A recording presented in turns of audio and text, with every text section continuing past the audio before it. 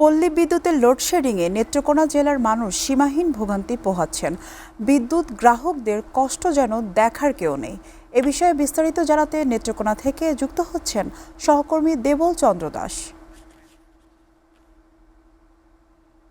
দেবল, নেত্রকোনার বিদ্যুৎ বিভ্রাটের বিস্তারিত বিষয় আমাদেরকে জানান।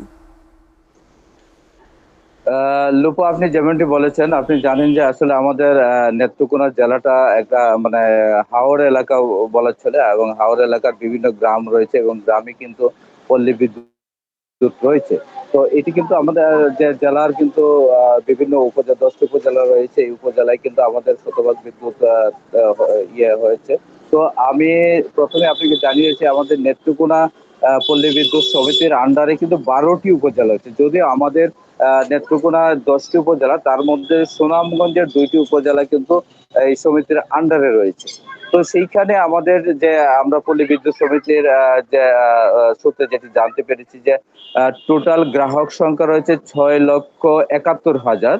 তো তার মধ্যে আমাদের যে বিদ্যুতের যে প্রয়োজন সেটা হচ্ছে প্রায় 160 মেগাওয়াট যে বিদ্যুতের প্রয়োজন, সেই ক্ষেত্রে 10 মেগাওয়াট কিন্তু আমরা পাচ্ছি। তো সেই ক্ষেত্রে কিন্তু অনেকটাই আমরা মানে কি বলবো যে আসলে আমরা যে পল্লী বিদ্যুৎ সমিতি তারা বলেছে যে আসলে যে পরিমাণ পাওয়া যাচ্ছে সেটাতে আসলে ব্যাকআপ দেওয়া যাচ্ছে না। তো সেই ক্ষেত্রে আমাদের বিভিন্ন উপজেলার যে গ্রামগুলো রয়েছে আসলে বিদ্যুতের ব্যাপক একটা দুর্ভোগের শিকার হচ্ছে প্রতিদিনেই।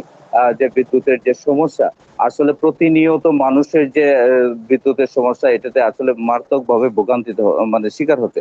যদি আমাদের নেত্রকোনায় আসলে এই কলকারখানা তেমন একটা নেই, না থাকলেও কিন্তু আজ স্বাভাবিকভাবে যে বিদ্যুতের প্রয়োজন সেটাই কিন্তু পাচ্ছে না।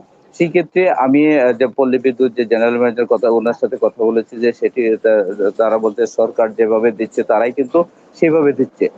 তারাও মানে যে তিনি আরো বলেছেন যে যখন বেশি চাহিদা হয় তখন সরকারিভাবে কিন্তু তারা চাহিদা বাড়িয়ে দেয়।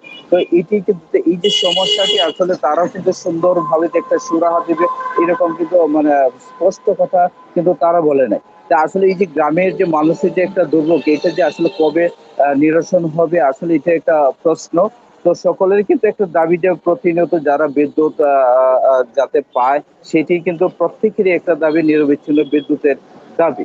তো আমার কাছে নেত্রকোনা থেকে এই ছিল সর্বশেষ পরিস্থিতি।